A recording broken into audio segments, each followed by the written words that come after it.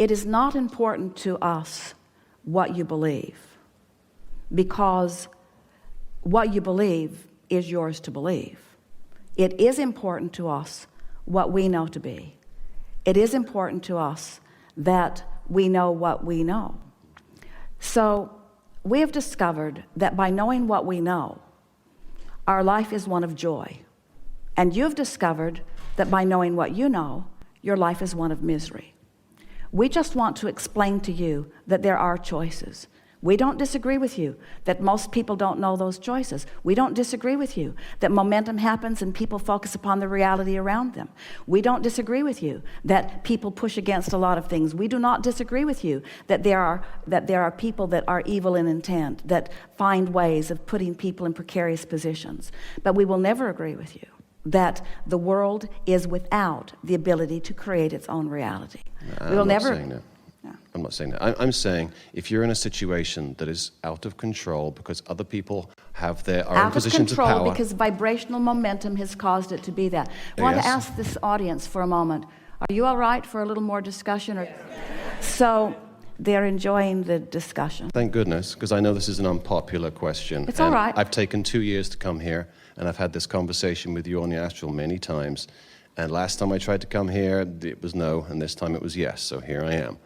What I'm trying to say is that people create a physical reality in big institutions, big pharmaceutical companies, big insurance companies, big banking, and we are caught up in that, whether we like it or not. We are born into a system in whatever country it is. We agree that the systems surround you, but we do not agree that you have to be bound by your perspective of them. And what we've been wanting to help people with recently is to unravel the specifics by getting more general. And people are beginning to discover, someone who feels as strongly as you do from your perspective would say, well, you're just teaching them to put their head in the sand, that ignorance is bliss. And we would say, head in the sand is good if the alternative is focused upon something that will cause an attraction of unwanted, and ignorance is bliss if attention to the unwanted causes you to practice a vibration that causes a point of attraction that gets you more of what you do not want. So we do not disagree with anything that you're saying.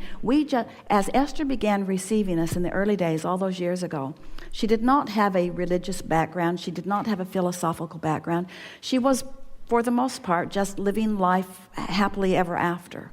So, and Jerry had endless questions. It would not have been unlike Jerry to have presented a question much like the one you've presented in those early days, because he was always riding in on his white horse with his white hat, trying to right the wrongs of the world, and felt great frustration that there were those who were not cooperating with that intent.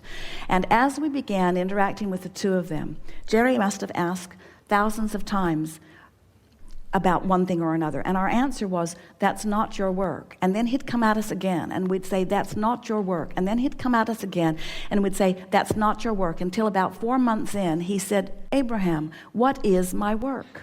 What is my work? And we said, your work is to shine a spotlight on the well-being of this planet. Your work is to shine a spotlight upon what is wanted, to practice what is wanted with such profound attention that it reverberates in your being so that it becomes your chronic point of attraction. That is your work. And that's what you are doing. And my question to you is, why now? I mean, if you're in non-physical, where there's no time and no space, you could be anywhere along our time track. You could be with any different species. That's a misunderstanding. That's a misunderstanding, because we are here with you where there is time and space. We are 11 minutes over time. There's that much time and space going on. We are here with you in your time and space. Non-physical energies are here with you. They are here with you. And that is the reason that you feel such discord, because there is so much available non-physical information and non-physical support and guidance. And when humanity, a piece of it as small as one individual or a larger group like 6,000 people in the gas chambers, are focused in such ways that they deprive themselves of that well-being, it makes for a big and very unpleasant and, from our point of view, unnecessary event. Okay, so as you survey the people of this planet, how many of them do you see living the contrast, and how many of them do you see living the joy that they've created? 100% of them are living some point of contrast, and about 5% of them are chronically conscious and aware of their vibration enough that they're guiding themselves mostly to joy. And we would put Esther in that 5%, and she had a kidney stone. So we're not saying she is always there, but we are saying she is chronically enough there that by earth standards, she's a joyful being. And there are many of you who are that way, you see. Your pessimism is accurate, but you have focused it into being. So you're accurate in the fact that you have found it, but you're not looking broad enough, you see. You're not looking broad enough. And if you were to look broader, you would begin to see some of what we see. I do. And when you catch a glimpse of it and begin to focus there, then your world must reflect to you in a different way. You are creating the world through the vibration of your point of view. No argument with that. The thing that I think you're missing is that we live out there. And out there, if 95% of them are experiencing, quote, the contrast, which I would describe more as the misery. Oh, well, the contrast that we were referring to was difference. The contrast is variety, not misery. But most of the people are living miserable lives for the most part. But you see, you don't have access to other than that when you feel the way you feel.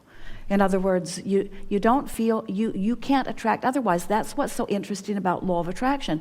When you make up your mind about something, it becomes your vibrational offering. And when it's your vibrational offering, law of attraction says, here's more evidence, here's more evidence, here's more evidence, here's more evidence. Until you run into somebody out there. Until you croak, and then you find all that you've put in the vortex, and then you understand, and then you become a chorus or a voice with the likes of Abraham in order to explain that there was a misunderstanding. Law of attraction proved its point to you. I can do that, and I've done that. I'm saying I've done a lifetime of this, and at this moment, maybe because I'm just in divorce and a little bitter, I don't know, but at this moment, I'm doing an assessment.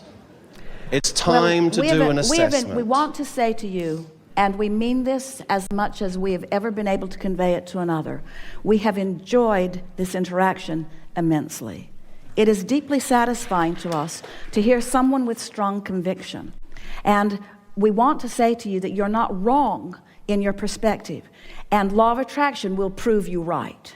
We just want to ask the simple question, is this what you want to be proven as right? Because it is not the work that we are upon, and we do not believe it is the work you are upon either. Because if it were, you would be taking joy in this perspective, and you are not. Good time for a segment of refreshment.